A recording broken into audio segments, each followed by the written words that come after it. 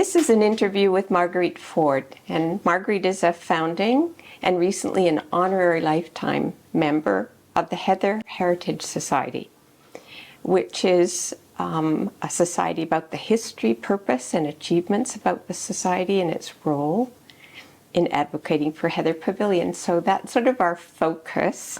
That when Marguerite was awarded the Order of British Columbia, it was noted that she served the people of Vancouver as a member of City Council from 1976 to 86, and as a volunteer in numerous organizations in the field of healthcare and housing for the elderly.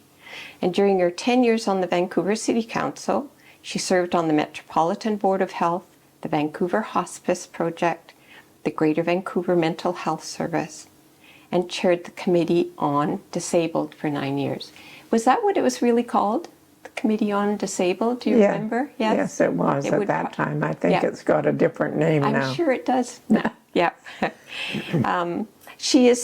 Marguerite has served as President of the United Way of the Lower Mainland. She's chaired the Community Affairs Committee of the Vancouver Board of Trade and has served as Executive Director of the Alzheimer's Society of BC. Her volunteer work in the healthcare and housing field includes the Vancouver General Hospital, St. John's Ambulance, the Catherine Sanford Housing Society, and the Italian Community Centre Senior Citizens Housing Society. And I know there was a whole bunch more, so maybe some of our questions might trigger things, because we were just talking earlier about you being the president of the Ladies Women's Auxiliary that is and linked to the pavilion in Vancouver Hospital, and it's fascinating. So maybe we'll get a chance to pop that in later on. In 1997, you were awarded the Freedom of the City Medal. It's the highest award given by the City of Vancouver. It's granted only in exceptional cases to individuals and groups of the highest merit who have gained national and international acclaim and who have brought recognition to Vancouver through their achievements. So congratulations, I say, to those two wonderful awards and the other fine things you've done. But we have this focus today. So the first question I really wanted to know was, what started the interest in Heather Pavilion becoming a heritage building? I've been very active in various heritage services over the years, and we had never really considered Heather because it wasn't visible.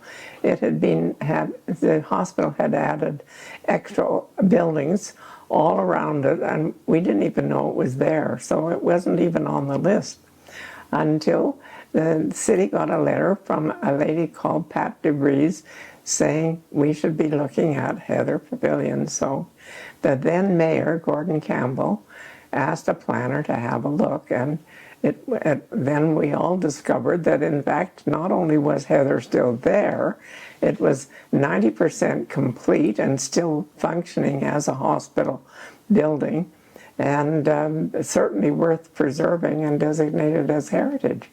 So some of us got interested in seeing what we could do about it, because it was obviously a very important building. I was on the Heritage Commission actually before I was even elected, and then I continued on it off and on during the 10 years I was on City Council, because I think it's a shame that we tear down perfectly good buildings that have got a history to them. So. Yeah. Absolutely. And so you got, somehow or other, even though you were off council at the time, you were connected to the reports that were happening and the planners' thoughts and so was it shortly after that you had the first sort of meeting that preceded the Heather Heritage Society? Well, we had a meeting around my dining room table of people that I knew would be interested, particularly some of the retired nurses who had trained and been part of the activity in Heather for years. Yeah. And indeed, several of them were very interested. And so we formed a little society to see what we could do to save the building. And so when was that? That would have been about 1988, I think it would have been. Yeah. I'm not sure about the date. I'd have to look it up. And so when you were talking about the nurses, I think there will be probably some stories, not in this video, but one of the others, of the nurses who they lived and trained in the buildings on the site, right? Yes. Yeah. Yes, So, it was a very important building to the nurses of that generation. absolutely. So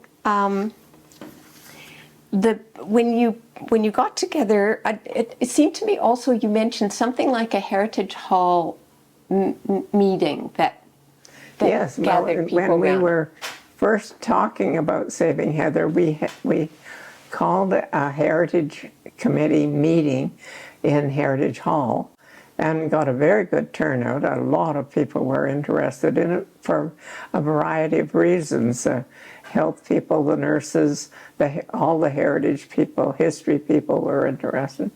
So we got a very good turnout, particularly from the nurses who had trained and worked in Heather, because there were still a lot of them around, and they were very loyal to Heather. Yeah. And so did they become members of the society? Some of Many them, yes, quite a Yeah. number did. We had quite a large membership at first. Yeah. But- And how did you speak to the purpose of the society? What did you decide the main focus should be? Well, we wanted to make sure it was preserved and preferably restored. Well, it was actually in surprisingly good shape. It still had a slate roof, for instance, and probably still has, although I understand it's starting to leak now. But it was built of very good rock. It's granite, I understand. It's beautiful And too, isn't it? It was a beautiful building, Yeah. and it was set in a nice green space at the time, so it was worth looking at even then. Yeah. So I think there were a couple of fairly major things. I mean that the society has been together for a long time now, but there are a couple of really important things that happened, I think, and one was the heritage status of the building being Yes. achieved. Can you say a bit about that? Well, the city has a policy of designating certain buildings with historic and heritage value as heritage designated buildings, and they may not be torn down without the city's permission. So it does secure quite a number of important older buildings, usually older buildings, in Vancouver, that they will not be arbitrarily torn down before anybody has a chance to say anything about it. Yeah. So it's illegal to tear down a heritage building in Vancouver without a written permission from the city. Yeah. Well, there have been various suggestions. There was one quite active use for it for a short while.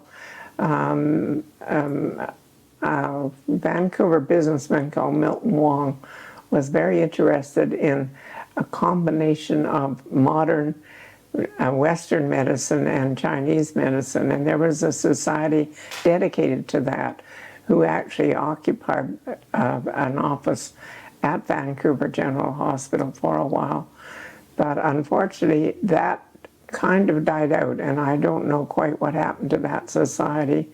But unfortunately, Milton Wong died at way too young, so that almost finished that idea, which is still worth thinking about, because the idea of adopting some Chinese medicine policies in modern medicine is probably worth studying. So I'm sorry that didn't work out. So why do you think it needs to be preserved, and what's important about it to the people of Vancouver? Well, I think from a history point of view, it's useful for people to realize the development of Vancouver, and that was certainly, building that hospital was certainly part of the policy. Incidentally, the people voted on a plebiscite to buy the land for that building. Oh, wow. So it was really, because they badly needed a new hospital. Yeah. The only hospital they had grown out of the CPR service for their own people, and then gradually a hospital was kind of developed. But it was very inadequate for a growing city. So there was a lot of support for the idea of building a proper hospital, and they decided to, I guess, to make it really nice because it built a beautiful stone. It is beautiful, yeah. Well, and you told me a story about when you were president of the Women's Auxiliary. Yeah. As an example of how different healthcare was, in the earlier days. Yes. Because I think you said the auxiliary really started from the beginning of that hospital, but you were there sort of later on, yeah. and what was happening with it? What was it about the Women's Auxiliary? Well, we put 500 volunteers a week into that building because people stayed in hospital. I mean, you didn't go into a hospital and get discharged the day you went in like you do now. You stayed, for instance, when you had a baby, you were kept in for 10 days. So there was a lot of time for people to be visited or to be helped or to be taken for a walk or all kinds of things that volunteers did. And it was just a different way of running a hospital. Yeah. And we at that time, outpatients department was not covered by Medicare. So we had volunteers in the outpatients department because otherwise the hospital couldn't afford to completely staff it. So we had volunteers that were very useful in some of the clinics in outpatients department.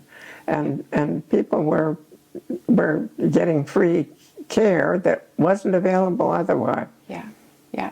And translation, I hear as well. Oh, yes.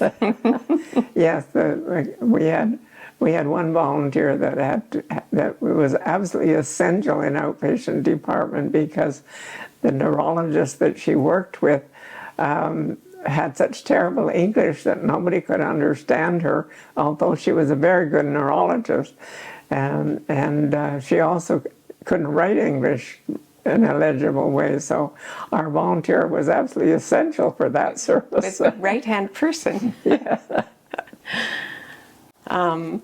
So in terms of, talk a little bit more about just the importance of history. You've given me some examples of, how things have changed, but would you see archives, like medical archives and nursing archives and history kinds of things in the building as well, or aligned with it? The Nurses Auxiliary has a very good archives in Heather Pavilion. And I think there's a lot of medical history in that because they don't throw out anything, so it isn't just nursing that they're collecting. And I think we need to have that history preserved. I'm not sure how, but because there is no medical museum in Vancouver, which is a shame because there must be a lot of material that we could know about in the history of medicine. But and I don't know whether anybody is working on that or not, but. But it's something that to think about. It would all be fascinating, wouldn't it? And people have talked so much about research, having research opportunities. So maybe a matrix of things at the Heather Heritage Pavilion, if it could be moved forward and become a future designated building. Yeah. But is there anything else you'd like to add? Well, I just think it's important. I think it's an important history it represents a very important history of Vancouver, and it would be a shame to lose it, particularly since it is a very nice building. Yeah, it is. Marguerite, I thank you for taking time to share these stories with us and for all the work that you've done. Oh, thank you.